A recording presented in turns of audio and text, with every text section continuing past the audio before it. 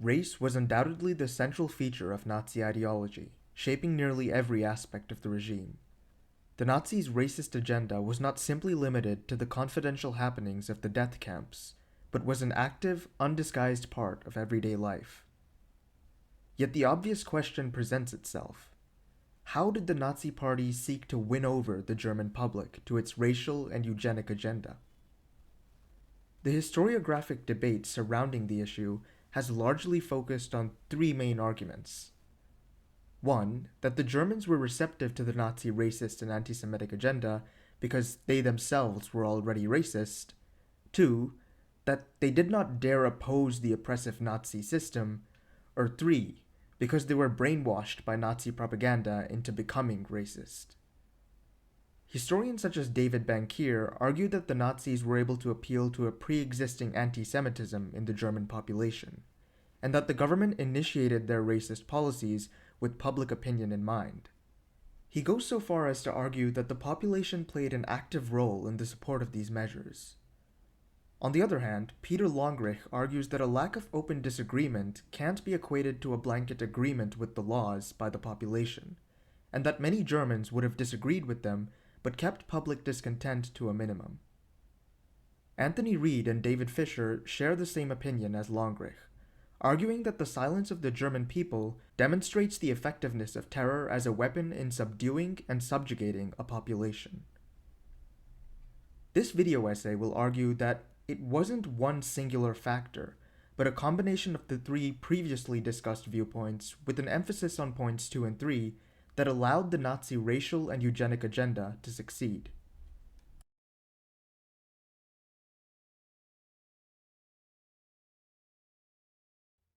There's no doubt early 20th century Germany was a racist society. With racism and eugenics seemingly backed by science, it's no surprise that the general population was receptive to such ideas. This is especially evident in the case of already marginalized communities, such as the Sinti, Roma, Sorbs, and the so-called Rhineland bastards. In the case of the Sinti and Roma, even before the Nazi rise to power, we can see examples of ordinary Germans actively discriminating against them and working toward their removal from society. We can see in an example from August of 1930 where a letter to the Citizens Committee of Frankfurt calls on them to raise objections with the municipal administration about the gypsy nuisance in their immediate neighborhood. In this case, discrimination continued even on a governmental level, with the Roma and Sinti not being provided with social security if they refused to remain in their designated camp. In the case of the so-called Rhineland bastards, these were mixed-race African Germans, whose fathers were black soldiers of the French army who were stationed in Germany during the occupation of the Rhineland following the end of the First World War. There's evidence of the widespread hatred directed against them from all sectors of German society. The term Rhineland bastards in and of itself was coined not by the Nazi press, but by that of the Weimar Republic. Before the Nazis were even close to power, in 1927 the Bavarian Ministry of the Interior themselves suggested forced sterilization as a solution to the supposed Rhineland bastard problem. Similarly, the Sorbs, who were another ethnic minority, were also the victims of prejudice, with the Imperial German press accusing them of pan-Slavism and threatening the German nation. This prejudice was not limited to the press, as the government also made efforts to stifle Sorbian language and culture. Through these examples, we can clearly see that the German public displayed open hostility to these groups long before the Nazi rise to power. It's no surprise, then, that the population hardly batted an eye in response to the Nazi persecution of these peoples. The same, however, cannot be said in relation to the persecution of Jews. Here, the subject of the population's pre-existing prejudice is far more nuanced and debated. There is definitely clear evidence of anti-Semitism in German society long predating the Nazi rise to power. An example can be seen in the memoirs of Melita Maschmann, who recalls her parents' frustration at living in a neighborhood with a Jewish majority, as well as the widespread anti-Semitism present among even her classmates at school. We can see that anti-Semitism was tinged with an academic flair long before Nazi propaganda accelerated this. Established biologists, psychologists, sociologists, and other scientists from all sorts of political backgrounds engaged in research concerning social Darwinism in the Jewish context.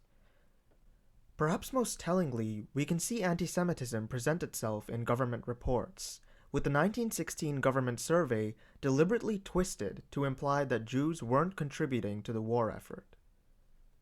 That being said, while prejudice was indeed relatively widespread, that's not to say that the population was blanketly anti-Semitic. This becomes evident in the responses to Nazi terror against the Jews. While public disagreement was kept to a minimum, privately, many expressed their disapproval. Even David Bankier argues that large sectors of the population found the form of persecution abhorrent.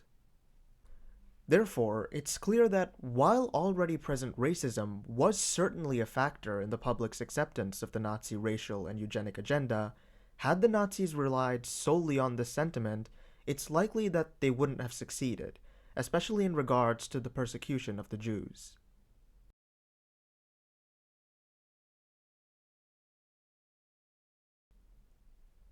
A fact that cannot be overlooked is that the Third Reich was an authoritarian police state, in which free speech was non-existent. Therefore, looking at the lack of open opposition to the government's racial agenda and concluding that it's solely a result of a fanatical racist population would be ignoring the greater forces at play. We can see that right from the start of the regime, there was a clear shift in German society. German Jew Victor Klemperer noted that as early as March of 1933, there was virtually no opposition to what he referred to as the party dictatorship. Later that month, he commented on the atmosphere of terror among the general population, saying that there is no bloodshed in the country, but oppression, oppression, oppression. No one breathes freely anymore. No free word, neither printed nor spoken. It could be argued that Klemperer, being a Jew himself, was especially aware of the Nazis' increasing measures against his people, and was simply projecting his own experience of fear onto the population at large. However, private accounts from non-Jewish Germans seem to corroborate Klemperer's assessment. This can perhaps most clearly be seen in the aftermath of Kristallnacht, to which the population offered negligible resistance, yet privately, many were horrified. Ordinary Germans simply didn't have the courage nor the resolve to go against the regime. Klemperer himself was arrested following Kristallnacht, and we can see in his account that when his house is being searched by two policemen and a Nazi civilian official, the policemen do their best to be as kind and reassuring as possible given their position. They attempt to make him feel at ease, even offering to cycle behind him at a distance, saving him the embarrassment of looking like he's being arrested. What these examples demonstrate is the fact that while not all Germans were universally anti-Semitic, there was certainly not any will to challenge the system that had been put in place. Moreover, apart from terror, there were undeniable advantages to be gained by staying in line. Denunciations to the Gestapo have often been found not to have overtly anti-Semitic motivations, but rather personal and selfish ones, such as settling personal disputes, or getting revenge on an enemy. Similarly, the auctions held for Jewish possessions and properties seized by the Nazis benefited not only those who were vehemently anti-Semitic, but also ordinary Germans. It's apparent that the Nazi system was dependent not only on oppression, but also the selfish cooperation of those who operated within it. Obedience within the system was reinforced by both terror and reward. Therefore, while many may have internally disagreed with Nazi racial policy, the active will to transform that disagreement into any meaningful action was stifled by the regime.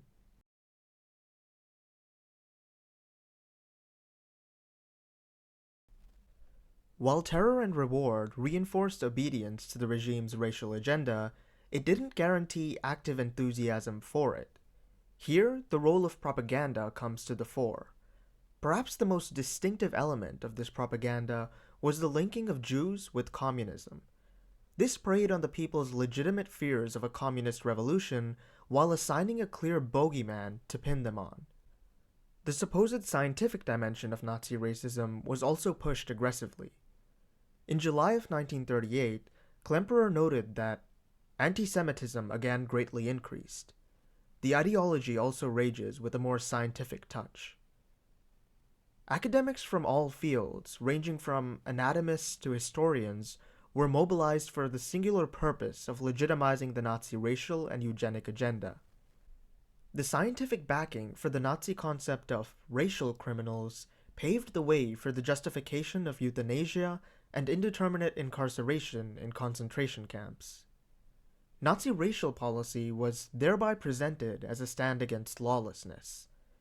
Through these examples, we can observe a clear trend in which Nazi propaganda used the fears of the public grounded in recent experiences such as the communist revolutions, instability, and lawlessness, and added a racial dimension to these fears. This is taken a step further following the start of the war, and particularly the invasion of the USSR, when anti-Semitic propaganda was ramped up considerably. In a secret press circular from 1943, journals were instructed to devote more attention to this question in the future, and to make the Jewish question a permanent issue in their work. It went on to say that it is clear that one cannot produce anti-Semitism in a vacuum, and that one must have some basis, a topic through which one can develop it. This suggests that even in 1943, the regime recognized that the public wasn't blindly anti-Semitic, and was cautious about the manner in which anti-Semitism was presented and cultivated. Thereby, an effort was made to use any opportunity to use the Jews as a scapegoat for misfortunes of the war, transforming already present anxieties into hatred for the Jews. Over time, it's apparent that the constant bombardment of racial and anti-Semitic propaganda had a clear effect on the public. The Social Democrats, who by this time were operating underground and secret, noted that, as a result of the long anti-Semitic campaign, many people had themselves become anti-Semitic.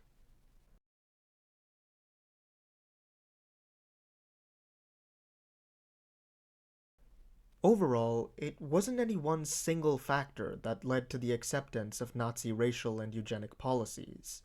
A combination of a relentless onslaught of propaganda, as well as the use of fear and a reliance on the convenience of silence, is what primarily aided the Nazis in their racial goals. Pre-existing prejudices certainly also played a key role. However, this factor is less evident in the persecution of Jews than it is in the case of other minorities, such as the Sorbs and Roma.